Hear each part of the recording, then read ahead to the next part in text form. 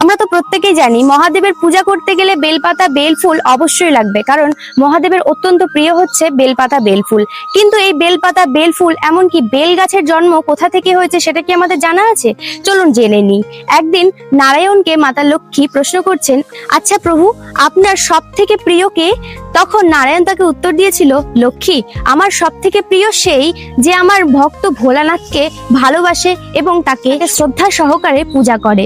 তখন মাতা লক্ষ্মীর খুব ইচ্ছা হলো নারায়ণের প্রিয় হয়ে ওঠার, তাই সে অতি ভক্তির সাথে ভোলেনাথের পূজা শুরু করলো। প্রত্যহ সে 101টি করে শ্বেত পদ্ম দিয়ে ভোলানাথের পূজা করতেন। কিন্তু হঠাৎ করেই একদিন ভোলানাথ মাতা লক্ষ্মীকে পরীক্ষা করার জন্য সেই 101টি শ্বেত পদ্মের মধ্যে থেকে 2টি পদ্ম সরিয়ে রাখলেন। অন্যদিকে যখন মাতা লক্ষ্মী পূজায় বসলেন তখন দেখলেন 2টি শ্বেতপদ্ম কম আছে। কিন্তু সেই মুহূর্তে যেহেতু সে পূজায় বসে পড়েছিল আর পূজা থেকে সে উঠতে পারবে না, তাই মাতা লক্ষ্মী চিন্তা করতে লাগলো, এখন আমি এই মুহূর্তে ভোলানাথকে কি করে 101টি শ্বেতপদ্ম প্রদান করব। তখন তার হঠাৎ করে নারায়ণের বলা কথা মনে পড়ে গেল। নারায়ণ বলেছিল, হে লক্ষ্মী, তোমার বক্ষযুগল 2টি শ্বেত পদ্মের নাই। আর এই কথা মনে পড়া মাত্রই মাতা লক্ষ্মী তার বক্ষযুগল অর্থাৎ তার 2টি স্তন কেটে মহাদেবের উদ্দেশ্যে অর্পণ করবে বলে ইচ্ছা প্রকাশ করলো।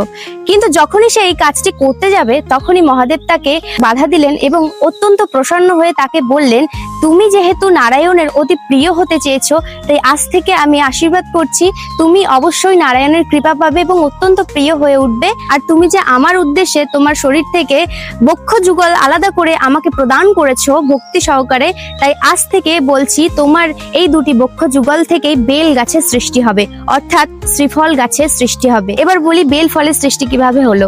ধরাসতী একবার দোকানদার সেজে থাকা ভোলানাথকে নিজের স্তন বিক্রি করে সেবা প্রদান করতে চেয়েছিল এবং সে তার স্তন ভোলানাথকে বিক্রিও করেছিল।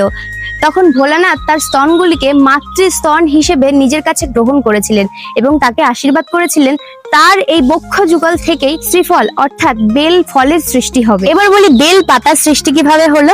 একবার মাতা পার্বতী তার সখীদের সাথে ঘুরতে বেরিয়েছিল পথে, কিন্তু পথের মধ্যে তার হঠাৎ করে কপাল থেকে এক বিন্দু ঘাম মাটিতে পড়ে আর সেখান থেকেই ত্রিপাতাযুক্ত অর্থাৎ 3টি পাতাযুক্ত বেল পাতার সৃষ্টি হয়। তো এই বিষয়গুলি আপনারা জেনে থাকলে জানাবেন, না জেনে থাকলেও জানাবেন, আর অবশ্যই চ্যানেলটাকে সাবস্ক্রাইব করবেন। হরে কৃষ্ণ, হরি বল, হর হর মহাদেব।